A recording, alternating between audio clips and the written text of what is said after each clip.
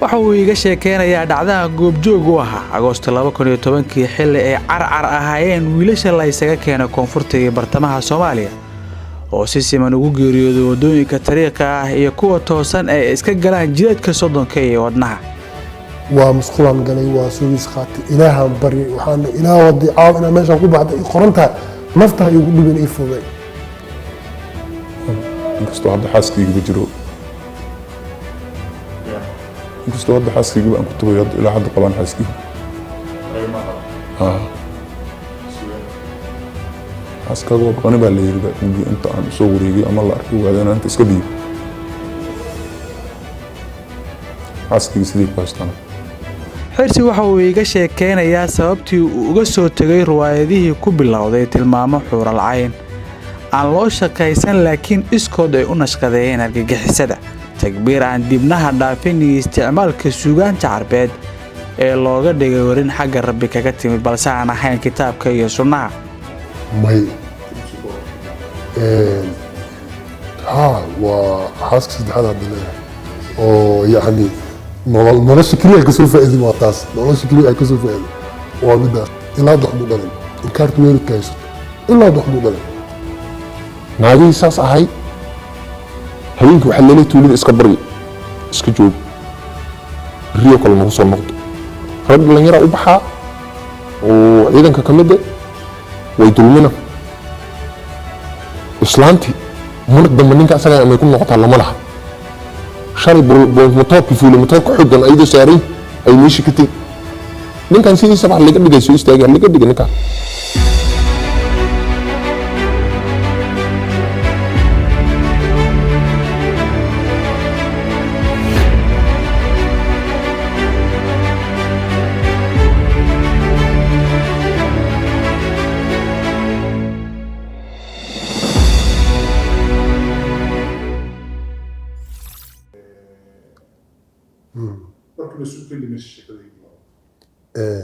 عبد القادر وهرتا waxaan iska dambeysay waagii qoladan ay soo weerarayeen ama ay la wareegayeen xarunta idaacadda IQK idaacadda Quraan Kariimka runtii xiligaas waxaan ka mid ahaa ragga idaacadda Quraan Kariimka ay u qaadatay tababarka saxaafadeed anigoo ka soo qalin jabiyay Sweden shahaadada wato runtii waxa raggi igu soo dhaweeyay kamid ahayd naftirkaaga idaacadda Quraan Kariimka agaasimihii hore Maxamed Cabdiwahaab kamid ah ragga oo igu soo dhaweeyay Ilyas Daawud rag kale oo runtii hadartaan xasuusanin markaan idaacadda Quraanka ka mid noqday oo aan tababarka ay qaadatay oo aan muddo ka howlgalay kadib waxaan filaa waxaa la gaaray bishii Ramadaan xilligaas oo ay ku beegneed maray ku dhawaaqayeen dagaal ay dhahayeen nihaayatul mu'tadiin dagaal ay ugu magac dareen waxa uu iga sheekeynayaa dhacdaha goobjoog u ahaa Agoosto 2010 xilli ay carcar ahaayeen wiilasha la isaga keenay koonfurta iyo bartamaha Soomaaliya oo si siman ugu geeriyooday wadooyinka tariiqa ah iyo kuwa toosan ay iska galaan jidadka Sodonka iyo wadnaha lama aysan dagaalamaynin Itoobiyaanka iyo dawladda Allaha u naxariistay madaxweyne Cabdullaahi Yuusuf laakiin waxay ahaayeen kuwa ka haray hogaamintii madaxweyne Sheekh Shariif Sheekh Axmed oo ay markooda tirsanaayeen maxkamadihii Islaamka Xisbul Islaam oo uu hogaaminayay Xasan Daahir Aweys oo xabsi guraya iyo Al-Shabaab oo uu hogaaminayay in godano oo la dhansiyay geerida ayaa ku baratamay midka kursiga filla Soomaaliya ku dangiigsan doono kadib riyada eriyada madaxweyne Shariif Sheekh Axmed idaacadda Quraanka Kariimka ayaa afur kadibna loogu keenay warqad ay Al-Shabaab noogu meerinayeen inaanan awoodin duruufaheeda maaliyadeed ee socodsiinta howl maalmeedka idaacadda waxaana warka fiidnimo kadib la mariyay hirarka idaacadda nuqulkii Al-Shabaab ka yimid farsamayaqaankii xilligaasi ayaan ahaa laakiin qoraalka qaybtiisa dambe waxa ku qornaa in shaqaalaha idaacadda ay kala dooran karaan la shaqaynta shabaabka inay isaga tagi karaan yani ina markaas idaacadda ku soo biiro oo laakiin idaacaddu waa ka tirsanay yani raggan la wareegay inaan la shaqeeyo macnaha bis Cabdikariin markuu iga dhaadhiciyay waa qaatay naftirkeyga markaas wiil dhalinyaro oo runtii aad u da'eera dhahaa himil waaweyn waa la yani noloshana ka gaaro yani waxa yani reerkana yani xaalado isaga noolaayeen oo la fiirsan karin anina waxaan ku taamayaa in jawigan ku noolaa markaas jawi ka fiican haddii macnaha aanba ka helaayaba nolol inaan ka sameeyo ku biiritaanka raggaan maadaama haddana waxaan ka shaqeynaa ay tahay warbaahin bis waxaa go-aansan inaan soo baxo runtii aabba isku dhegnay ilan waalidka way isoo koriyeen igu soo dadaaleen aadayn ugu xumaayeen runtii inaan barnaamijkan ka mid noqdo aabbo waa isoo istaagay may aabbo waa baxa mabixiisad hooyo sidoo kale dhinac runtii maalmo waxay ahayd oo aan haddii la soo xasuusto yani aad yani saameyn u leh waalidkay macnaa siday ugu dadaalaan macnaa inay garanaan laakiin qofee meel uu caddaha ahay qof meelay caddahay cid celi karta malaha waa meel iyo caddad anigana bis kadib waxaa dhacday in waalidkii ay celi waayaan yani celi waayaan kadib aabba waxau dhahay daysanaa tahay adigi waxaa kasoo heshidaa leedahay agaasimaha soo wacay nambarkiisa soo wacay wuu iga qabtay anoo yani ku rajo weyn inaa markaas yani aan ka mid noqdo raggan warbaahintooda agaasimaha soo wacay maxamed cabdiwahaab agaasime xaaladdu ii sheegay markaasaan agaasime fariintan iga gaarsiiya dhaaniyo inaan ragga kamid noqdaan rabaa waana soo socdaa ogaaw maanta daa'imaa waayan beriyaha idaacaddii qur-aanka kariimka magaceeda waxaa la isaga tegay kadib markii shabaabka laga ceeriyey magaalkan ceelasha biyaha ayaa agabkii idaacadda laga taagay laakiin waxa ay hoggaan u noqotay idaacadihii shabaabka oo la ysku yidhaahda andalus wariye Galaafo waxa uu noqday xiriiriyihii xarumaha ku kala yiila Kismaayo Baydhabo Halgan iyo Ceelbuur inkastoo ay ku baaheen xarumahaasi duruufo dagaal oo ay al-shabaab wajahaysay Kismaayo oo andalus magaca andalus ku shaqeynayeen dhammaan idaacadda quraanka markii ceelasha la soo aaday aykiilka meesha looga haray iyaga marka hore uma rabin aykiilka inay ku shaqeeyaan ama idaacadda quraanka inay ku shaqeeyaan maxaa yeelay magac hore u shaqeyna u ahay laakiin waxaa macnaha suurtoobi weysay in xaflad la dhigo oo yacni andalus loo bixiyo ilaa waxay dhaheen idaacadda u shaqeyn jirta waa marka macquul way noqon weysay in magaca laga guuro oo andalus loo bixiyo marka waxaa la maadaama xamar laga socdo hal iska dhaafo idaacadda quraanka kariimka lagu shaqeeyo markii ceelasha loo guuro la andalus haloo wareego ceelasha markaa imaa magaca andalus loo wareego marka magaca ii sheeg oo waxaa laga guuray idaacadda quraanka kariimka barti lagu guuraana looga haray idaacadihii ku baxay gacanta al-shabaab waxaa ka mid ahayd idaacaddii telefishinkii Horn Africa tiirkii ugu muhiimsanaa ee sooyaalka burburkii kadib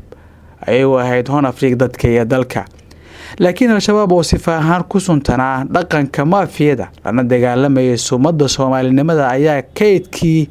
Horn Africa ku qubay xeebta marka kadib dab iyo basiin ay qabadsiiyeen fuliyayaasha howshaasi ayuu qayb ka ahaa waryahan shaqadii oo farsamada waa laga qaaday waxaa lii wareejiyey qayb ah cajaladihii laga soo dhacay Horn Africa keedka Horn Africa lana soo wareegay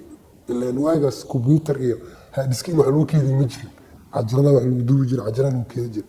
cajaladihii oo Horn Africa laga soo dhacay shaqo ay ka soo dhaceen oo loo keenay iclaamka ilaan iclaamka ku shaqeynay lugta warfaafinta ku shaqeynaysa loo keenay يعني إنا بدلنا إمبيتري وبدلنا شغلة اللي جادنا قولي مركز كدقني عجلة كمبيوتر أنا كان عجلة هي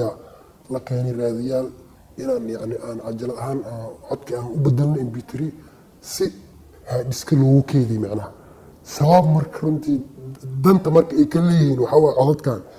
سمعناها عضدك أجب هذا بريك مالن يعني دي إيرمان مقال إن السمايان أما هذه برامج اسمه سي معناها kagala soo baxan macnaha dhiskayaashaas laba dhiska laba dhiska noqdeen oo min kun GB ah oo qofaaba ka mas'uul ah yar Cabduqaadir la yiraahdo oo Cabduqaadir dheere la dhaho hadda ilaa hadda maqan shaab ku maqan ka mas'uul ah labadaas dhiska gacantiis ku hayo mashruuci hadda la wareejiyay cajaladii inaan bedelo kadib marka haddana culayska marka haddana imaaday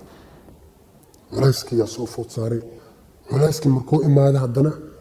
maadaama anaga hool ka baxsan hooshii idaacadda ahayno cajalada aan bedelayn hoosheena ay culus tahay oo dad oo yani ciyow la guuri karin aan ah waxaa noola guuriyey qoryooli degmada qoryooli markaas shaab iyo haysteen oo laakiin xasilneed oo yani dagaal markaas ka xasilneed ilan culeyska markaas dowladdu waxay saarayeen inay ula wareegaan magaalada marko oo yani u saarnay diiradda waa 2012 meelahaas oo markaa 2012 aa lagu jiraa waxaa u wareegay marka aniga iyo cabdiqaadirkaas qoryooda u wareegnay oo guriniga la kariyey maxaa ku dhaca cajaladahaasaan bedelaynay oo keedka hon africa aan bedelaynay howl kale ma qabanaynin gurigaa deganay suuxii waa soo kicin cajaladaasaa la bedelaa hawshii aan kadib dhammaynay annagoo meesha joogno annagoo dhammeynin oo 2 jawaano miyaa xasuustaa 2 jawaano noo hartay noo dhiman tahay aa marka laga soo baxay haddana waxaa dhacday kabixitaankii marko waxay ahaayeen wax kumanaan jawaanahay oo tiro badan wixii oo gedilana isla markii waa gubaynay macnaa siraadkooda xataa loo helin waa la gubay ragaa shaqadaas lahay markii la dhammeeyo baawra lagu qaadaa god in loo qodo xeebta deexda marka xeebta ku gubi jirna xataa in la qodo lagu banayo benziin iyo waxa lagu shubo la gubi jiray markii la gubo la xaqiijiyo inay baabeen waa la duubi jiray si macnaha aan dib loo helin macnaha mid ka mid ah dhacdooyinka argagixisada u diiday hurdada si gaarana u taabatay wariyahan ayuu iiga sheekeynayaa cabdiqaadir habeenkaas marka waxay ka mid tahay habeenada runtii aad iyo aadka yacni nolosheeda iyo nolosha raggaas isla joognay isbeddel weyn yacni ku samaysay go-aanna nagu abuurtay inaan yacni aan isaga soo baxno qofka saddexaad ee go-aankaas qaatay kasoo tagin anaa labada kale igu soo wareyn habeenkaas isla joognay alaabtii ararnay sheekada alaabta ararnay waa soo qaadnay runtii aan la dilaa dhinto nin walbana waqtigiisoo dhiman habeenkaas waxaa yacni halis ugu jirnay in nala duqeeyo laakiin waqtigeena wax ka dhinaa ilaahayna wuu nagu ammaansada wuu naga badbaadiyey alaabtii anagoo wadno oo ku raran oo rafaadsan gurigi markaas oo aan degnayn alaabtii keennay gurigaan imaanay gurigi markaa imaanay anagoo daalan rafaadsan saddexdeena sida doorada markii dafo uu soo kormaro ay ilmo yarna hayso ilmaheedoo dhan yani way kusoo kala ordayaan hoosta geshine annagoo yani sida dooro sasoo kale ah hoosta isaga jirno oo yaaban oo fikireyno oo leh warniyo jidkaasaa soo marnay ninkana soo amraayo maanta nolol ku nool yahay nolol ka duwanuu ku nool yahay murug ma haysato fikri ma haysato walbaar ma haysato dhibkaa ma nagula jiro annaga waa maxaa faa'iidownaa su-aalooyinka isweydan habeenkaas isku hadalna kamid ah maxaa faa'iidaysanaa dhaqaalo ma haysano maanta oo aan leenahay maanta waa ka nafcinay nolol maanta yani heer sar ma haysano waxbarasho ma haysano maxaan ku dhaha ii sheegay wax aan yani haysano maraa dad lagu shaqaysanayana dadkaas lagu shaqaysanaya ilmahoodi aabe ilmaha la dhashay aabe ayaga jaamacaday ka soo baxeen ayagoo aqoon laha imaaday xeelada sare ku fadhiyaan nolol heer saray ku nool yihiin maba la arka meeshay joogaan guryaha magaalada waxaa laga yaabaa magaalada 5 guri inay ka degan yihiin 5 guri cabsi yani ay ka qabaan oo bis yani in la duqeeyo oo keliya runtii aadaan u sheekaysanay kadib xaaladii way cuslaatay waxaa la socday cabdikariimka oo markaas xiriir la lahaa ragga xisbada meesha maadaama uu nu ahaa mas-uulaga ahaa asaasoo ragga way soo galeen daarsalaameyna kusoo leexdeen daayiri ay kusoo leexdeen amaana allah masiirkiina qabtin ragga waa soo leexdeen ninbuu naftaaniga umadaa guri jiingad oo bacweynaan ku jirna ogow magaalada maaha magaalada guryo muntulaalo ka dhisan maaha oo magaalo iska baadiya tuulow ah runtii xaaladda waa faham weynay waxaa noogu darnaa yarka axmed shaakirka oo runtii aad habeenkaas iga murugsii gaaraan aniga dhahay reer ma uusan lahayn caruur ma uusan lahayn wuxuu dhahay maanta idinka caruur haysatiin u dhahay haddaa maanta dhimataan caruurtiina nool laakiin anigu wuxuu dhahay haddaan dhinto meeshaan ku dhinto caawa wax oo iga dambeeya yacni ma laha aadaa runtii hadalkiisu ii saameeyey aaga murgay waa musqulaan galay waa sugiis qaatay ilaahaan baryay waxaana ilaah haddii caawa inaa meeshaan ku baxday qorantaa naftaa igu dhiman ay fudeen xaaladaha halista ah yani aan la kulmay kamid tahay adduunyada ilaahu haddii ii qoranta inaan yani ku dhinto meeshaan caawa inaan dhimanahay haddii ii qoran tahay naftan ilaahu igu dhibine ii fuday yani ilaan haddaa maanta lug iga go ama naafo meesha ku noqotid adigaa noqday cid yani oo yani aad u noqotay mana adaa noqday ويكون فاسين نافياش يعني شاب الحد هذا يكون فاسين رجعوا يعني دهايان إنه دجالما يعني دهايان ما أنتوا يكون فاسين أبو قادر ciidankii way soo galeen magaalada gurigii aan ku jirnay markaas way isku hareeyeen in habeenkaas nolosha nagula qabto waxaa yani aan u jirnay sikana yar laakiin ma aysan noo qorneen waxaa ku badbaadnay nin ka mid ahaa ragga shabaabka madaxdooda ka mid ahaa oo weli sida aan maqlaayo haysa jiray بلدوغنا إيريدا سودان يعني حقيقة يعني مخابرات كذا أي أمنية دانا سجري ونينك لو سعودي سيدا أي شيء جايين أي مركز نينك لو سعودي أقول مقول جنت كنا كي يلا استاف أوطو وأنا لدي الدوم أقول كسب lagama ogola Andalus sheegida dibka iyo jabka gaaro ururka al-shabaab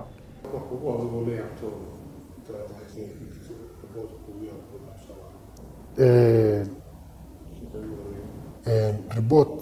midka ugu yaabka badnaa wuxuu ahaa dagaal markii lala wareegay ceelbuur ciidamada Itoobiyaanka iyo ciidamada dawladda isgarabsanaya shabaabka way soo daba kaceen ceelbuur markii la wareegeen ceel shiil tuulo la yiraahdo ceelbuur waxaa filan 8 kilomitir meelahaas inay u jirto ee shabaabka imaadeen way soo daba kaceen ceel shiilkii ka daba imaadeen dagaal ka dhacay oo shabaabkii dad looga laayay khasaaro xoog lagu gaarsiiyay riboodkaas ninka yani diray anu waay oo yani diri doono ragga marka oo may markaas aan galeeriya joogaa laakiin ragga ciidanka ee markaas jabhada ah ee dagaalka lagu soo qaad ama dagaalka la kulmay inta badan waxay la soo xiriirayaan ragga warfaafinta waxay la soo xiriirayaan ragga markaas Yunis oo kale la soo xiriirayaan Yunis kana yani ragga taliyaasha yani oo ciidamada ragga la soo xiriirayaan yani macluumaadkan dagaalka dhacay oo soo gudbinayaan si idaacadda dawladda aysan uga hormarin macluumaadka yani dagaalkaas ilaan warka mar walba in isaga hormar muddooda ay siinayaan waxa waa in mar walba ay ku hormaraan warka qabar markoo dhaco inay ku hormaraan isla markii marka qabarkan dhacay ceelshiil raggii markaas kasmaayo dawladda waxa haysato shabaab haystaan weli lala wareegin buulo burde shabaab haystaan idaacadaha micnaha Andalus yani xarumaha kale way shaqeeyaan yani caadi u shaqeeyaan raggii marka anaga marka galeeriir waxa ku joognaa qaxooti weli masal dhigan micnaha cararkii weli ku jirnaa mugtahay weli carra ku jirnaa waa soo baahnay galeeriir imaanay يعني ويل ما بدل مجونا marka raggii waxay dhaheen niyahow warkan magaca markaas aan markaas shabaabka ugu shaqeynayo waa Cabdullaahi Ansaari waa marka waxay dhaheen Cabdullaahi Ansaari waxay dhaheen riboodkan Ansaari inuu noo soo diro arna Yuuniska marka isla joognaa marka uu soo wacay wuxuu dhahay niyahow iga qor ribood ku sheegay okay waayana aniga marka galguduud ceelbuur waa joogay dadka deegaanka waa la soo dhaqmay shil xataa marka lagu bacsi u tigi jiray waa hal saac socdaan hal saac waa la soconaa qofkii yani oo soconaa tigi caadi u tigi jiray dad xataa meesha waa ka soo bartay inkastoo hadda laakiin waa hor ugu dambeysay bis Yunis marka macluumaad wuxuu ii sheegaa marka in dagaal meeshaas uu ka dhacay lagu jibiyay yani sida ay garabaan mugta lagu jibiyay ciidamadii dawladda iyo yani Itoobiyaanka weerar ay soo qaadeen lagu jibiyay askar badan looga laayay 7 askar meelahaas ay gaarayaan oo ciidamada dawladda ah ee Itoobiyaanka maxaa ku dhaca askar ayana looga laayay laakiin tan muusan ii sheegin yani dhankaana wax macnaa muusan ii sheegin xataa dhaawac xataa muusan ii sheegin macnaa ay man sheegaanbo haddii askar laga laayay xataa ma sheegaan dagaalkii halganaa ka mid ah oo shabaab aad ugu jabeen oo lagu laayay ay qaadayeen waxa guud macnaa ma sheegaan riboodkii soo gudbiyay waxa dhaaniyo waxa leedahay 7 askari oo yani ciidamada dawladda looga dilay Itoobiyan khasaare lagu gaarsiiyay riboodkan rag u dir biswaay aan dhahay maadaama marka saxafi ay waxa isku day warkan uu ii sheegay biyo ka dhibcaa waa inaa sidaas u gudbiyo waa yani haddaan samey waayo yani waxa waaye aniga yani dhib ii tahay dhibaan la kulmaa laakiin anoo inaan gudbiye rabin warkan kale waxaan siga dadka deegaanka inaan la xariiro aanan iyo warama xaaladda magaalada maanta dagaala ka dhacay warwar ma haysto hay maxaa dhacay magaaladii waa Ethiopiana soo galay waa la isku dagaalay rag badana rag meesha loogu dilay tuulooyinka dadka deegaanka xataa qaarkood meedkooda guryaha ku hayo ciidankiina hadda magaalada haysto asna wuxuu leeyahay magaalada gulfa ku soo qaadeen waa la jibiyay sheeg yani ma dhihi kari marka ani haddaan dhaha xataa isku dayo waxaan waa la record galanaya yani waa la duubaa wax yani la jarayo waa anigana yani dhib markaas iga soo gaaraya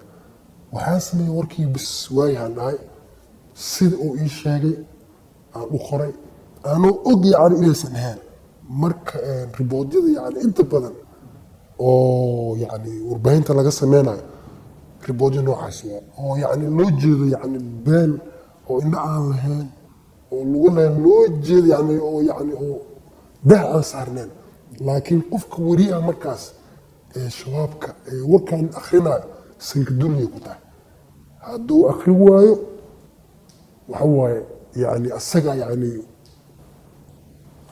laga yaabo inuu la kulmo yani arrimo kale oo yani naftiisa dhib ku ah waxa uu sidoo kale lahaa u dooridda dadka loo carbiyay hadalka ugu sii habboon baahintiisa goosgoos kuwa ay u sameeyeen adeeg uusan isaga helayn oo iska jilin ah daryeel caafimaad oo xagga neefta iyo aragga ayuu u baahnaa laakiin ka hor xarunta dhaqan celinta isu soo dhiibaasha sarandima uusan helin qalaaf kiisa la soo diro qofka barnaamijkaas la farta ka saaro ku wareejina wuxuu dhihi lahaa asaa u soo qoraayo marka codka markii oo yani barnaamijka uu ku soo qaato ana marka goosidii qaabilsanayno codkii aa jirnaa marka ama codkii oo sidiisa ah oo ninkaan la siiyey oo loo keenay ilaa soo jarjarna loo keenay mid soo wareejinaa ila folderka oo codkii ku jira mid codkii marka asagoo yani dhahaayo adduunka maxaa ka hayna adduunka maxaa laga hayaa waa lagu soo duulay wadanka gaala ku soo duushay يعني سي معناها دتك لوgu laabkiciyo dhalinyarada macnaa oo magaalada degan markaas si yani dareenkooda lagu kiciyo Falastiin oo yani tilmaama Falastiin oo ujeedin waa la haystaa dhacdooyinka yani qofka yani isqarxiya sheega yani codku yani fariimo reebayo sida lagu macnaa loo sheegay yani waxa loo sheegay dhacdooyinka oo wadanka ka dhacay tusaale dhacdo waxa loo sheegay ciidamada amisom oo gaari qof shacab ku jiiray oo kale oo dhacday oo kala macna loo sheega waxa la waa muuqaalka la tusaa amsibika waxa la dhacdana jirto waxaana wadanka ka socdaan dadkan hadda xuquuqdooda ma helayaan qofka marka waxaan asna nin oo yani ku bargaraabsan oo mugtino naftiisa haliyo wixii marka wuxuu leeyahay fariino qoriga waad aragteen waa ogtiin oo leeyahay dadkiina saxmara lagu laayaa waxa lagu laayaa duqeymaha yani loo geystaa dhacdooyinkii oo kala marka wixii la jarjara marka waxa loo yeelaa yani codad laga loo yeelaa waxaa la saara marka wax oo markaas ay nishiido isticmaalaan nishiidooyin oo yani murugo ama dhacdooyin aad u xanuun badan camal ayuhaan muslimiin aan nishiido isticmaalaan kamid tahay nishiidooyinka la isticmaalaa goosgoos laga sameeyaa marka goosgoosidaas marka laga soo tago arrimaha bulshada wax qabadkooda waxay qabtaan maraakiis oo dugsiyo yani dadka wax ku baraan ay jirto dugsiyo yani codad laga soo duubaa dadkiyo yani dhahayo waxaan baranay yani shan wax ma ka siirin islaam ay laakiin islaamnimadu salaasadu ma ka siirin dadkan macna inay dhahaan oo sas ay dhahaan dad yani lagu soo arbiyo waay codadkii aan soo duuba dadka laga gada marka si macna u ogaadaan in macna wax qabad maraakiista ay ka socoto wax qabadka isbitaalo ku sheegay ay maamulaan oo yani dadka oo daawooyin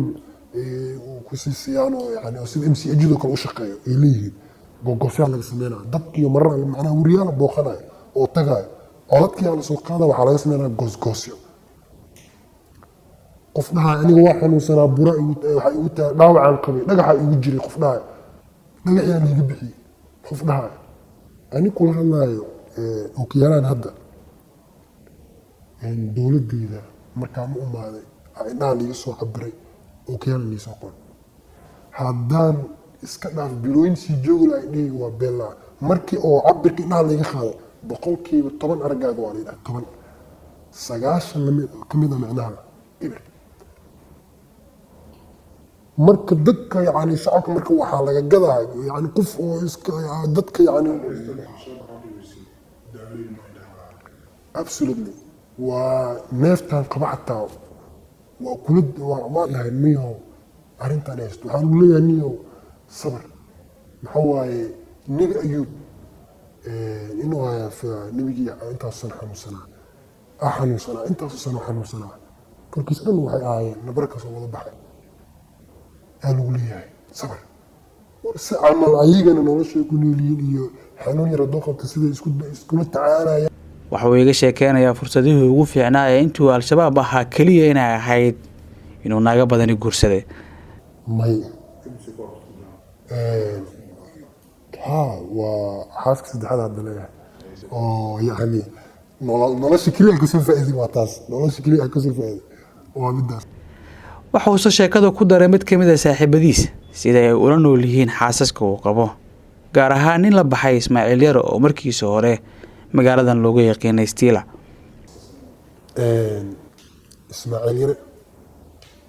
Ismaaciil Stila ku caana uu riyaasha xamarka howlgalaya ka mid ah idaacadda Simban ka shaqeyn jiray. gabadha uu qabo waqti xaadirkan idula joogtaa ogaa xaaladooda ma ogi familkeeda wuu ka dhacday xaqiiqdii kulley un isku qabiila aan saan filaayo way u diideen yani way u diideen in ay guursato ninkaas kadib waxaa laga dhaadhiciyey fikrad ah gabadha in maxkamad ay ula tiigsato oo waalidka maxkamad la tiigsato yani maxkamadda shabaabkana dabeecadooda waxa waaye markii qof shabaab ah oo qof dumar ah wato markuu tago asagaa gabadha la raacina waalidka waxaa leeyahay nin mujaahida yani aad u diideen islaamka yani cadow ku tiinaa leeyahay absolutely heer waxaa la gaarsiinaya waalidka wiilkaas wuxuu u garto inuu siiyo wuxuu u garto hadduu $10 u garto $10 qaadana war ma soo celi karaa yani dhaqamada aan kusoo arkay kamid tahay shabaabka. Cabdiqaadir marka arrintan marka guurka ilaa wax mu dhalin inkaarta waalidka haysato ilaa wax mu dhalin asagoo gabar kale guursada hadda aan ogaa markuu dambeysay wax uma dhalin hadda. qayb online ah iyo samaynta nashqadaha iyo tiknoolajiyada ayuu halkan ku baranayaa waana fursad uu noloshiisa ku horumarin karo kadib markii uu isaga haray fikirkii argagixisada. waxaan ka faa'iiday intii aan joogay waxyaaba ka faa'iiday waxaa ka mid ah computerka oo aan hore igu bilowna haddana markaan meeshaan imaaday photoshop oo kale aqoon u lahayn hadda boorar waa samey aqaanaa sidoo kale waxaan samey aqaanaa indhikaaro waa samey aqaanaa sidoo kale waxaan kaloo samey aqaanaa boor indhikaar يعني وكل شخص سكرها ما أنت فوتوشوب عندي كمبيوتر يعني شغل يسميه فوتوشوب وكل شخص سكرها وداني نمسح فيها هذا ينفع فوتوشوب وحياة كفة إذا عقدت محاضرات كده قلتي علماء جوكتو الصبح يا قلب محاضرة آخر قلتي الصبح أديكو صلاة صبح تكتي ومسكحة تكون دقلتها لغو محاضرين وحاول لغو فارسينا يعني ماشي قلبين كل قنيت يعني إن إسلام أوصل أهان يعني حق المدارس يعني وحاس خرس قانون إنه إسلام المدارس أوصل أهان لغو فارسينا إسلام هناك درس هناك درس كجاك حقه ولا إسلام كعكسي درس كمسلم كسد حقوقه ولا إسلام aad u weyn waxyaabaha ka faa'iiday ka mid tahay takhaatiir oo waxaan leeyahay gaar i ah xaaladeeda runtii inta aan xaaladeeda caafimaad aad loola socdaa subax walbo xaaladeeda caafimaad waa la kormeeraa xaaladeeda caafimaad saa u bariya habeenkaas daqiiqad runtii oxygen darteeda loo keenay xerada naqaska markuu igu xirmo oo zaid aan noqdo runtii naqaska ugu sii ziyaaday intaan doorkaas ku maqnaa heer mararka qaar amiir dawal baa gaaraa oxygeena lagu xiraa alxamdulilah daawooyin runtii isbitaalo yani oo waxaa lii geeyey yani oo magaalada ku yaalo qarashaad xoogna okiyaalana ka mid ah waxaa ka mid ah isbitaallo kale oo caafimaad sambabada kale waa laga soo baaray feeraha waa laga soo baaray caafimaad guud waa lagu sameeyey yacni waxyaabaha lii qabtay markaa yacni dib u fiiriyo iyo xaaladan ku jiray mararka qaar waxaan xaaskayga kula qaftama haddaan ogaadaha marnaa soo bixlaa ee dhahdaa waqtigaana qornaa mararka qaar markaan la sheekaysanaa xaalad aan qornaa waxaan dhahaa warwaada hadda ogaadahaasaan marnaa soo bixlaa rag badanna waxaa fila inay sida aan ku taami jirin inay ku taamayaan weyn imaan doonaan aalbuur magaaladan Itoobiya ayaa la wareegay laakiin al-shabaab waxay fareen dadka halkan ku nool inaan la geli karin magaalada xitaa haddii xoolo kaaga soofaan farsamada jikada gacanta ee magaaladan caan ku tahay dhalinyaradii birigaasi ka shaqeynaysa ayuu ka mid ahaa Diblaawe wallaahi nooska ayaa xaafadda ah aalbuur meel yar isku joogo burjukada iyo qoran oo group dhan ah waxaa soo galay niman la yiraahdo Ethiopian ana Ethiopian markay imaadeen magaalada waa laga wada baxay magaalada marka laga wada baxay oo annagii aan ka baxnay ayagiina ay ka baxeen shacabkii wax dhanba ka guureen Ethiopian waa soo socdaan la yiri moogi ma soo gelin magaalada dhaxa looga hortagay shabaab ka hortagay wadada loo galay annagii maxaan nahay marka nimanka muruqmaal waxaan iska ahayn kaawoley oo dhagaxooda iska qorto magaalada tartiib isaga joogo kooda hore urur imina shaqo kuma aan lahayn waxaan noo labaysay oo noogu xigtay in rag naga mid la qabtay la yiri jihaadka gala xukun gala annagii magaaladii rag naga mid ah ku soo laabtay waxa la soo laaba karteen Ethiopian saad ugu tagteen waa la magaalada iyaga la wareegay moqt Ethiopiankii magaalada ma la aadi kara ama Ethiopianka ninka la rabaa in laga inuu ka xoreey al-shabaab ku soo biro jihaadka waxa ka galo annagu saddex rag aan ku birnay dadna ugu qasabtana ku biro rag iyo dumar qofka taga waxa la yiri Ethiopianku ka daran yahay yani marka annagu waxa danta ugu qasabtay al-shabaab waxa la yiri al-shabaab waa ka tagtay muslim iyo gaalay maree nimanka aan la dagaalano la jihaad aan iska bixin oo ku biirna marka motorku wuxuu noo fuulay si fudud ka bacdina waa nagu sii adkaaday oo dhalo noqday qabqabo nagu sii biiro jihaadkii noo sii la yaqiin ma aan lahayn dhalinyaro waxaan iska ahayn iska muruqmaalaho yaalka xaafadda waxa uu diyaarsanaa isticmaalka hubka degmada uu ku noolaa darteed oo dadkooda degan mararka qaar isgacan dhaafi jireen waxuu ka sheekeynayaa weerar ku dhammaaday fashil oo ay la galeen Ethiopianka markan iyaga ayaa la soo sahansaday wuxuuna rumaysan yahay in xanuun uu ka gaaray halkaasi uma qaabeysneen falsafada uu ku dagaalamayo waa una ku dhaawacmay isku daygaasi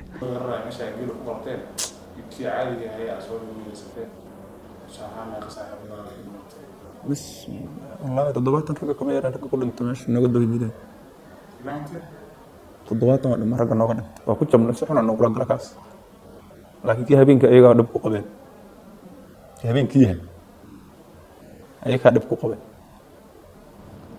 لكن أنا أنتم ما أنتي أيام وقتكم قون بيننا ضافت من اللي رأينا قد بيجي أنا ما أنا كمل يصير نقدر بيجي مركا سحنا النوقل يا نيجا والله inkastoo aan horta meesha baryana oo meeshan ka shaqeeyay aan ka tagay ayagana aan ku biiray markii ugu yaabka badneed ee dagaalka ugu mabda xumay ah la yaqiin fiican ma aan lahayn dagaalka aan jihaadka ku galo kan uu Ethiopian way gaalay muslim oo ma u diray magacaas aan uga raacay moogi waxa daan ugu dagaalamo yaqiin gaaro maanay aan dareemay inuu jihaad ku jiro wali waxaan dilay gaalihiin kastoo wadooyinka loo maray aan isla saxaaway Diblaawe waxa uu qayb ka ahaa kamiina fashilmay oo ay ku galeen wadada gaar ahaan meel aan ka fogeyn tuulada Ceelmeegaag la yiraahdo inkastoo jabujoog uu ahaa Diblaawe haddana waxa uu ka sheekeynayaa sida halgan oo hiiraan ka tirsan loogu galay isaga iyo koox kale oo galhareer uga timid dagaal xanuun ayuu mar kale dhadhamiyey waxa uusan indhihiisa ku arka ayaaba la dhagaysan karin 11 gaari oo ay wateen midna dib uma noqon isaga laftiisa dhaawac ayaa soo gaaray oo ilkihiisa xitaa uu ku waayay waxuu sidoo kale daawado u ahaa sida loo dilay saaxiibadiis oo ay deegaan iyo qoysba isku xigeen rag badan aan ahayn 11 baa ahayn oo technical ya annaga Soomaa 110 horta waa wasbeenay waa la badnaa marka meeshii inqilaab ku qabanay halgan kooda horta waa la wareegna faqti hor anagoo meeshii inta qabsanay difaaciyadooda iyo ku mashquulayno iska daba laabeen oo wax qanima iyo wax raadeen iswaar naga qabtay tafiik kala naga raaco dagaal waxaa ka socday dagaal waxaa ka dhacay socday hal saac oo toos u socday wala iska horiyo caadi la soo dhaxgal rag nool ay qabteen hatta dhaawac intay dhaan ku soo xamaaleen meel isugu geeyeen maalintii waxa ka dhacday muuqaal ay ka soo duubeen marka ma yaa naga la qabtay rag naga mid la qabtay kooda hor waa la wareegnay anigu guuta meel ay degtay guuta kalena meel ay degtay anagu waxaan u maleeyay nimanka intaan inay ku kooban yihiin saldhigga koobad markaan la wareegnay oon isdhignaba ilaa koreyba naga xigaan waana hareereeyeen hatta diyaarad waan ugu soo weerareen kor nooga timi laba mar inta noo timi naga laabato dagaal waxaa ka dhacay meesha inta lees dhex galay tala naga raacay rag aan ku qiyaasay adugu horta 7 waa gaaray rag naga dhintay antaas oo lagu baabaa meesha tala naga raacay hub badan oo naga qaatay gaarigii anu waan gaandhiga waa la qaatay tobyanka qaatay aniga dhaawacan caadi ah soo gaaray maalintaas ilkaan waa iga jabeen meeshaan xabada iga dhacday waqtaa muruqa wallaahi abuurri meel yar isugu tagno noo lugayhayno wax xaadan ayna la arag noo biskoolad waqti kaligeed baabuurkii mayaan wadanay iyo raggii aan la socday noo kala fanayna meel duur isugu tagno marka madax siriq meel la yiraahdo oo jabhadu degan tahay gurmadka koowaad ee caawiyaha ka ahaa waxa uu soo aaday dagaal cali fooldheer oo lagu jabiyay argagixisada kadib markii ay hardan isaga hor yimideen militariga Soomaaliya laakiin awoodda iyo tiradooda sida ay u yar tahay ay ku tusinaysaa wax ka yar 24 saac inuu isku maro dhuusamareeb meel duuleedkeeda ka ah garoonka diyaaradaheeda iyo cali fooldheer oo mahaday kaabiga ku hayso الحوتي meel yiraahdo ayaa 14 looga dilay maleeshiyada al-shabaab 9 kalena waa looga dhaawacay kadib markii dagaal ay la galeen culimada diinka Ahlusunna wal Jamaaca oo bari ka arimin jiray gobolada dhexe ee Soomaaliya baxda meel dad ay isugu yimaadaan ayay ku duugeen barkad sidoo kalena gubeen dhista reer guuraaga hoyga oo ahayd total leera baxdo agteeda waan tagnay oo nimankii magaca ay yimid aragnay Ahlusunna wal Jamaaca oo ka laabanay oo haddana iyagu yimid aragnay 3 mar markaan leeri amar waxaan ugu siiyay barkada inaan duubo buushashka ku yeelay meesha barkada ku tiilay amar waxaan ugu siiyay inaan buushashka waxa qoriyo ku dhisan soo qaado barkada ku rido waxa buushashka qoriyo ku dhisan oo dhan barkada ku ridaan leeyahay hal mar ay maanta leeyeen weerar ku qaad asan waxaan ka dhignaa dhulka la ما يواتوهم هذا نتوهم قشنا قبل عربنا كيل نجح بركد ما بركد عادي يوم قاعد كنت اللي ماشي كان هاي الاسبوع ماجري وضد مرجري ما الاول بماجري سنده dadka isugu maajiri iyo dadka deegaanka iyo nolol falxun oo qiiro gelisa ayuu go'aanayaa laakiin taladiisa iyo fariintiisa waa meesha uu igu waramayo aad waxa igu kula tali lahaa dhalinyarta ku jirta inay isaga baxaan ama iska dhaafaan leeyahay sababta uu kaga yimid al-shabaab ayaa ahayd inay oofin waayeen ballan hore looga qaaday taasi oo la xiriirtay buuxinta ilka kaga jaba dagaaladii uu la safnaa beri al-shabaab. waxaa ugu dhaliyay inaan ka soo baxo waxaan dagaalnay oon isku dhacnay sargaalaya meesha joogo dagaala la isoo diray aniga markaan ka soo baxay al-shabaab iska dhiibay dagaala la isoo diray aniga qorshaygu wuxuu ahay in jannaala dagaal ka galo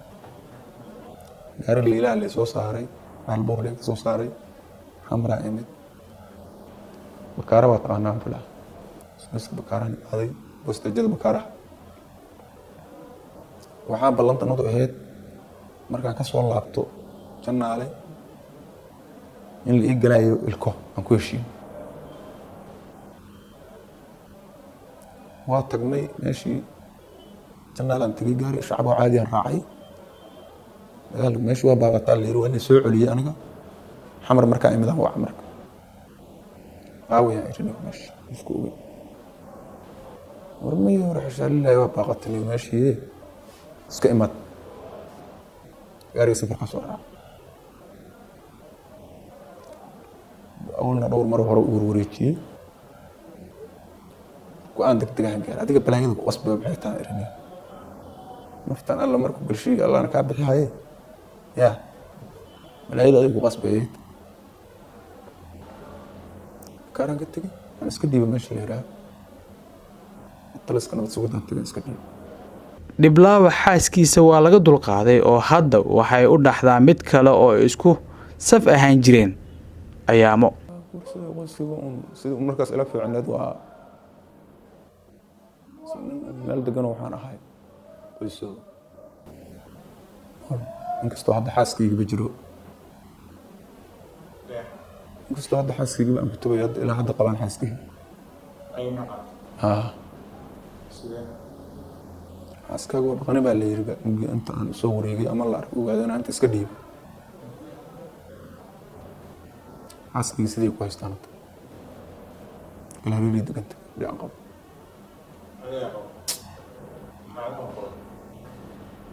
kufura nimankaas waxa dhaqankooda nooca marka laga tago ama xaaskada qabto waa la banaysaa waa ka furantaa lagu leeyahay ninkaas rido waaye ya wallahi raga qabada de kulli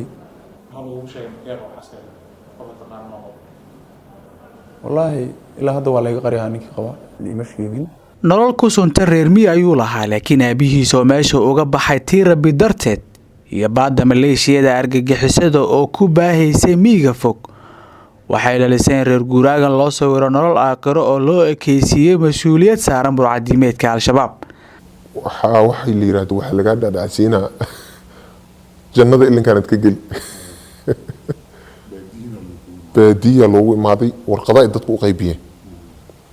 waxay yiraahdeen warqado oo tawxiid ay dadkii rag iyo bilcaanba ay ka sameeyeen marka warqadii ay kahay ayaa nin walba akhristay ay yiraahdeen meel walba geeyay dadkii marka duu kugu cadiya ama ay wax ku sheegaan ha ka harin amalaaba ku qaban waxa lagu sheegaa saacad kasta dadku way u imaan jireen baadiyaha magaalo bay imaan jireen ay karinimo ugu saasaa jirta waxaa waaye gaalada waa in lala jihaada waa in saas waxaa waaye xuruur cayn baa iska joogta waxyaaba waxaa waaye aad laftaada aad yaabi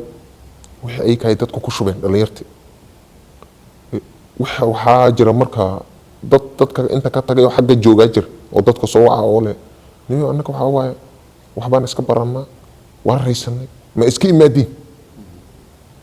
tababar xagga hubka iyo tijaabada ay u mareen laakiin falsafada halkan ku jirto waa dhagar kale oo lagu kala xulayo sida loo kala adkeysiyo geesinimo badan yahay kow oo horeysa tababar baan kala yaxaas lagu meel yiraahdo dhinaca bay shaydadan ku galay tababar 6 bilood 6 bilood aan tababar ku soo qaatay waxaana la baraa gud macnaha orod iyo sida xabadda looga gabaday iyo sida u dagaalantay iyo unbaa lagu baraa habeen iyo maalin waxaa waaye socod iyo waxaa waaye laba indhood isuma keenaysid waxaa kaloo jira inta shaah laga cabaataa ma fadhiidin shaaha markii abi waa lagu dhuwaaqa koobka afka markaa saarto lagu dhuwaaqa ijma wax la yiraahdo macnaha lagu leeyahay lagu dhuwaaqa oo dadkii wixii waa ka taga waxaa jira gud la galaa oo meeshaan ilinkaas oo kale oo qalqallo loo qoday oo korna laga shimindiyo cariiri oo shafkaada inaad ku socoto migu uusku lagu shubay biyaha lagu shubay wax kasta lagu shubay oo bahalaha hataa isaga jira godkii halkan ka gal lagu leeyahay geeska kale ku bax inaad ku dhimato hataa laga yaabo meesha ciideed adee waxa aan marnaba ilaahay waa naga soo badbaadi meesha markaan ka soo baxnay waana la kala qaybi 10 ciidan baa lagu daray 10 ciidan waayihiisa al-shabaab waxa uu u arkaa rafaad iyo filmaansa ahayn oo loo diimeeyay laakiin taladiisa waa in la isaga soo tagaa kooxdaasi noloshaas waxa waa nolol aad u cariiri badan oo aad u dhib badan waxaan dhihi lahaa arrinta iyada hadda ragga la jirana waxaan kula talin lahaa inay isaga soo tagaan nolol aad u cariiri badan oo u dhibaato badan oo lagu dhibaatayna oo waxa waaye dadka lagu dhibaatayna diinna ma taalla meeshaas wax diin oo yaalla ma jira diinta waa lagu gabadaa ma ogi wax hadda barka oo waxa waaye la iska sheegan hayo waa ma ogi wax lagu amal falay hayo ma ah marka aniga waxay ila tahay waxaan ku dardaarmi lahay dhalinyarta hadda ku jirto oo haddii ku jirto wixii ka soo baxay waaba ka soo baxeen wixii hadda ku jiro inay isla soo baxaan taasaan hadda aniga ku dardaarmin lahay oo ummadooda Soomaaliyeed sanado uu isaga tagay al-shabaab mar kale ayaa loo afduubay qabashada howlaha guraacan ee maleeshiyada waxaana shaqadii ugu horeysay ee noqotay soo ururinta xoolaha dadweynaha looga qaado magaca zakada iyo banay cid baan u imaadnay zakada markaan gurayno cidii aan imaadnay waxaa waaya cid hooyadeed ay dhimatay oo ilmo aho waxaa waaya ayagaba garab u baaha cid ayadeed markaan imaaday waa nalaga soo dhaweey waan fariisanay gogol baa noola dhigay aabihii wuxuu la jiray geel dib uu ka imaaday aabihii aan kolkeen macnaha ciddii aan ka cashaynay oo shaah cabnay oo gogosha aad noolagu soo dhaweey ayay yidhahan waan babaxaynaa warhadii duqii cidda lahaa ma imaadine se wuxuu jiraa maba sugayno arigay iska tirsadeen waxaa waaye waa arigaa la iska tirsaday adiga 5 neef aa la iska qonsada odagii ordaa naga daba imaado waxaa jira ari aan lahayn baa ku jiro oo magaalada laga leh arigana ma kala taqaanin aniga sakadii awal aan bixi waxaa la yidhi sababtaad u bixisay maxay tahay ninkaaba joogna aniga waxaa jira bishi saka oo dhammaata xoolo inay igu jiraan anaanba ogolayn dad curyaamiina magaalada ii jooga dad iska tabar yaraa ii jira waxaa waaye dadka asaga aan u diyaariyoon basiib sakada maxay tahay kale oo aniga igu way joogtaa taas adaa baxsaday sadaqay kugu maqantay yiraahdeen midaan waa midii aad culumada u haysa arrintaas waa xoog u jeedaa aniga tii horon la baxay jirta midaan waa xoog xoolahan in soo bedelay keenuu yiri kuwii gacansiiyay kuwan dad baa iska leh ayarna dhaaf ay leeyahay aan ku xiran sidii awgeedu ninkii asagoo ka xun u soo tagay midii hore markaa midaas ayaa horta iigu darneedo waxa waaye arrintii waxay arrin ila noqotay dadkii islaamka ahay in la dhibaatayna waxaa waaye la iska xooga ninkii karifkarifkeenana dhiiggiisa la iska banaysana oo la iska dila dhibaatooyin fara badan baa meeshaas ka jiroon ka soo arkay wax badan oo isbedel aan kala kulmo maadaama aan awal soo arkay waxa waaye awal ay waxba igu dhinayn soo arkay ka dambana ay maxaan ku raad xoog ugu wadeen oo igu geeyeen meeshaas oo tii hore aanay wali dhagayga ka sii qaylin aan ogsoonay waxa ugu dhibaato badan haddana midaas oo ba awalbo iskaba ogaayba sida ay hadda ay u shaqaystaan marka arrintaas baa hadda ay igu dhibaato badneed oo igu dambayso hadda aan ugu soo baxay nimanka markaad igu dambaysay xirsi waxa uu iga sheekeynayaa sababtii uu uga soo tagay riwaayadihii ku bilowday tilmaamo xuural cayn aan loo shaqaysan laakiin iskood ay u nashqadeeyeen argagixisada takbiir aan dibnaha dhaafin iyo isticmaalka suugaanta carbeed ee looga dhigay warin xagga Rabbi kaga timid balse aan ahayn kitaabka iyo sunnaha. waxaan kalifay dhibaato badan baan kala kulmay wixii la ii sheegay waxaana ina meesha ugu tagay waxaa laygu sheegay in wax la barta oo jihaadku iska soo jiri jiray oo wadda lagu shaqayna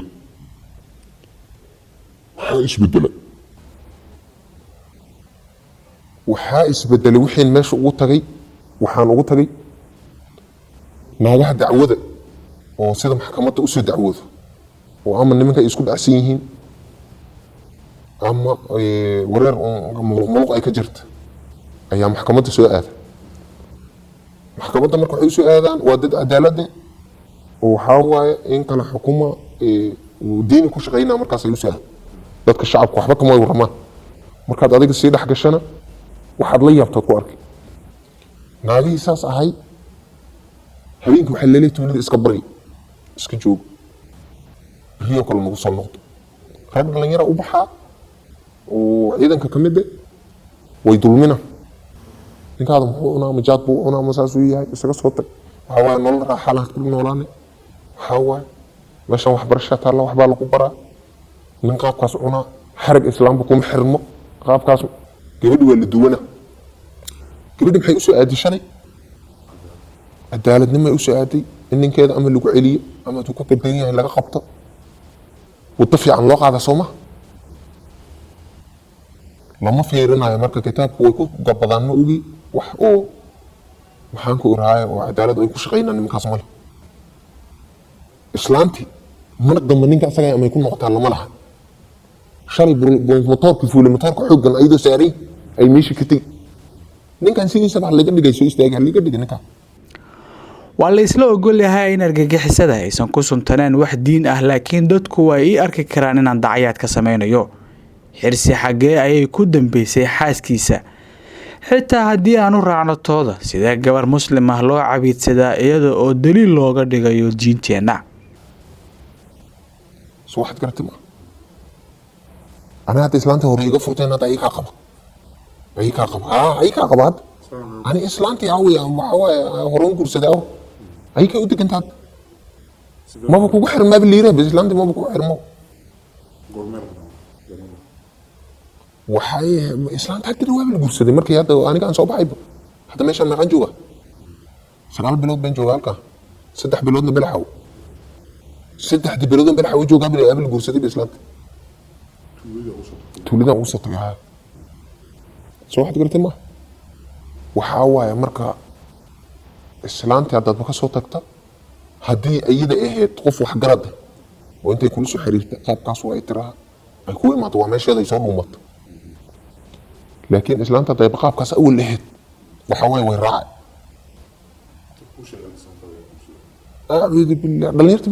intii uu ku hoos noolaa al-shabaab dhexdooda ma uusan haysan xorriyad uu ku dhaqdhaqaaqi karo si wanaag badan bay ila dhaqantay balaxa markii la keenay xornimo ka qaadka shalay liigu hay liiguma qabanin waxa la soo dhigay horta markuu ugu koobaad xornimo aan helay waxaa waaye nin shalay aad xabad isku ridayseen oo bargu u imaatay oo ku yiri magaaladaada xor baad u tahay alaabtaan qaada maxaan ku raaya bastooradan waxaan qaaday waxa waa nimanka inay meelaha kugu helaan waa laga yaabaa isku wardiyey magaaladaadana gal waqtiga aad macnaha jaanis leedahayna xaradaada ka soo qayb gal waxa waa xornimada koobaad ee moogtahay xornimada ayda lambar ku waan helay xerada Sarandi waxa uu ka aaminsanaa inay tahay xero ciidan oo lagu soo saaro ciidamada dawladda والمخلي جري رج يجوا الريبة إيش وحاول نجاه وكسر إجري أي كان لقن علين توحيوية قانا لقن علين أمية قانان الرجل صوته وبريها يوية قانا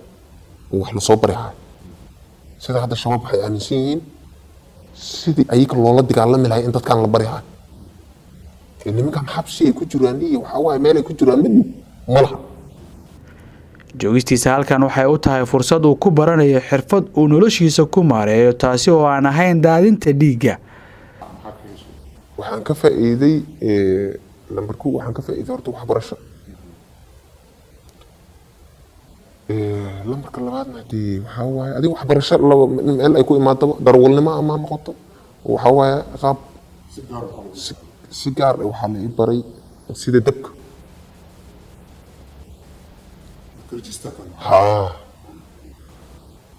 waxaa kaloo bartaa English far Soomaalina awlan hore u aqaanay waanba aqaanayba marka faa'iido fara badan dareema English waana la wacdiyaa oo meel la yiraahdo garoonka lagu imaadaa subaxtii waa nolol ma xadariya waxaa waaye ashraasna waan qaadanaa waa baranaa xor baanna waa dad xor leh aan nahay oo shalay in qaabtii ku jiray ka soo baxay wax faa'iido fara badan baa dareema Cabdalla Axmed Nuur Jarayd gaasime ku xigeenka xirada dhaqan celinta Sarandhiga ee Muqdisho ayaa iiga sheekeynaya waxyaabaha xiradan ay u qabato dhalinyarada ka yimid fikradaha xagjirka ah qofka service koowaad oo helaya marka xarunta yimaado waxa horta caafimaadkiisa in la baaro marka caafimaadkiisa la baaro xiriirka familkiisa iyo maxay ahayd dadkiisa lagu raadiyo waxa intaas xigtay in uu bilaabato nolol dawladdu u design gareysay ama u qorsheysay 12 kaas bilood oo xirada uu joogayo sida waxbarashadiisa oo kale waxbarashooyin fara badan xirooyin ka jiraan marka inuu maxay ahayd waxbarashooyinkaas loo sharxo usbuuc laga dhaadhiciyo inta waxbarasho nooca xirada taalo danna waa asiga mid uu rabo oo dooqiisa oo dooqdo waxaa loo diyaariyaa dhalinyaro la yiraahdo bulsho caawiyaal ama social workers kuwaas oo ayagana qofka xaaladiisa maalinta uu yimaado ilaa maalinta baxaya ka warbixiyaan ka soo warbixiyaan qofka xaaladiisa iyo xiriirka familkiisa uu leeyahay iyo caafimaadkiisa sidoo yahay iyo inuu ku faraxsan yahay xarunta uu joogo markaas sida ku sheegay waxbarashada iyo caafimaadka iyo xiriirka familkiisa waxa uu si dheer inuu meel amni oo ku haysto oo na dareemeynin maadaama raggii ay dhibaateynayaan soo wacayaan handadayaan inuu amnigiisa uu qalqal ka qabin oo meesha uu joogo ay tahay meel amnigeeda la xaqiijiyay maxay ahayd caafimaadkiisana rag badan waxaan la kulanaa intay raggaas ku shaqeysteen dhibaatooyin badan caafimaad ay ka soo gaareen maxay ahayd dagaalada oo ka qayb galaya qofka waxa uu iiga sheekeynayaa agaasimaha sida dhalinyarada halkan joogta ay maskaxdooda u saameysay duruufihii ay ku hoos noolaayeen xilligii ay ka tirsanaayeen al-shabaab waxyaabaha cajiibka aan ku arkay dhalinyarta waxaa ka mid ah sida ogtahay dhalinyartu al-shabaab amiiradooda dadka hoos saro dhalinyarta waxay geeyeen front line ama meelaha dhibaatada badan ay ka dhacdo sida haday tahay duqeymaha haday tahay maxay ahayd weerarada gaalmada ciidamada dawladda ay u geyso saas darteed dhalinyaradu meeshaas waxay kala kulmaan culeys fara badan dhibaato badan oo maskaxiyan ah marka laga soo tago nafsadooda inay qatar gasho waxaa jirto maskaxiyan inay macnaha ay dhibaato u gaarto marka xirimaha yimaadaan waxaan la kulannaa dhalinyarta qaarkood oo markii ay xerada ay ku jiraan diyaarad soo kormarto inta ishilmaamo qofka inuu cararo oo darbiyada oo ku dhunto ama oo guryaha ku cararo marka ay weydiiso sababtana uu ku leeyahay waan ishilmaamay waxaan u maleynayaa inaan joogo meeshii waxyaalaha kale la yaab waxaa kamid ah iyada sidoo kaleeto in waxyaabahan dadka dhalinyarta markay habeenka jiifaan oo kaleeto oo jiifka iyo cuntada inta loo diyaariyo la seexiyo habeenka ay seexdaan in qaarkood waxyaabaha qaar calusaad oo inuu qolka ka baxo qofkii inuu qayliyo kaleeto yiraahdo asoo dhibaato tabanayo qaarkood jirdilo oo maxay ahayd isha ay lagu sameynayaan si qof ka jawaabaya qof jirdil lagu sameeyo kaleeto inay maxay ahayd isha u qayliyaan ama ay u jawaabaan ugu dambeyn waxa uu ugu baaqay bulshada Soomaaliyeed inaysan takoorin dhalinyarada halkan soo martay sidoo kale dawladda Soomaaliya ayuu fariin u diray taasi oo ah inay u qabataa wukaatayaal ku caawiyo inay helaan xuquuqda muwaadin leeyahay marka waxaan jeclaan lahayn inaan soo jeedi lahayn maadaama kooxda argagixisada dalka dhalinyarta badan ay habaabisay dhalinyartii dhaqan cilmi dawladdu u sameysay in ay lahaadaan looyaro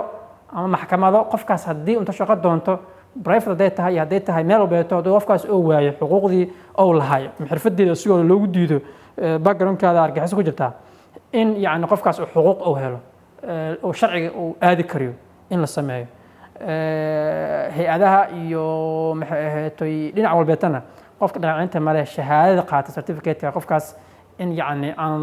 maxay ahayd xuquuq lagu sameeyo shaqooyinka uu la sinaado qofka caadiga ah maadaama uu ka soo tagay fikirka argagixisada iyo qarbudaada una yimid dawladdiisii dhaqan celisay ee deysay qofkaas inaan xuquuq aan lagu sameeynin oo xuquuqdiisa dadka kala sinaado waa fariin muhiim ah leeyahay inay gaarto meel walba waa muhiim guud ahaan barnaamijka Gungaar